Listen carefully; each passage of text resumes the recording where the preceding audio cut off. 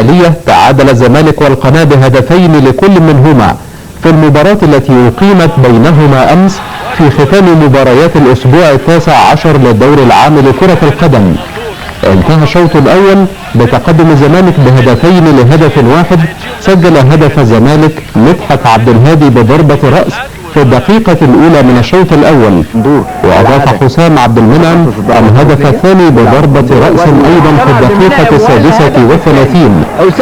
وأحرز هدف القناة أحمد محمود في الدقيقة 42، وفي الدقيقة 28 من الشوط الثاني سجل محمد فتحي هدف التعادل للقناة بضربة رأس، وبذلك يرتفع رصيد الزمالك إلى 46 نقطة يتصدر بها المسابقة، ونادي القناة إلى 25 نقطة يحتل بها المركز السادس.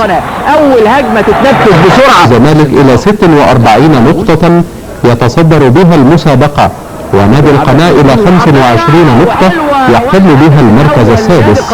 أول هجمة تتنفذ بسرعة على طول من لمسة واحدة. لعبها أحمد العجوز المرة دي ناحية اليمين، وادي اهو مكمل أحمد الأبو من لمسة واحدة برضه، وأحمد الأبو على طول من لمسة واحدة والهدف الأول. وبعد كده نادي أحمد العجوز بيكمل مسيرته في نادي القناة. وحلوة وحلوة حلوة حلوة حلوة حلوة حلوة حلوة حلوة جول واحدة. لعبها أحمد العجوز المرة دي ناحية اليمين، وادي اهو مكمل أحمد الأبو من لمسة واحدة برضه، واحمد الابو على طول من لمسه واحده والهدف الاول. وبعد كده نادي احمد العجوز بيكمل مسيرته في نادي القناه. وحلوه وحلوه حلوه حلوه بيكمل مسيرته في نادي القناه. وحلوه وحلوه حلوه حلوه الهدف الاول. وبعد كده نادي احمد العجوز بيكمل مسيرته في نادي القناه. وحلوه وحلوه حلوه حلوه حلوه حلوه حلوه حلوه حلوه جول جميل جميل جميل.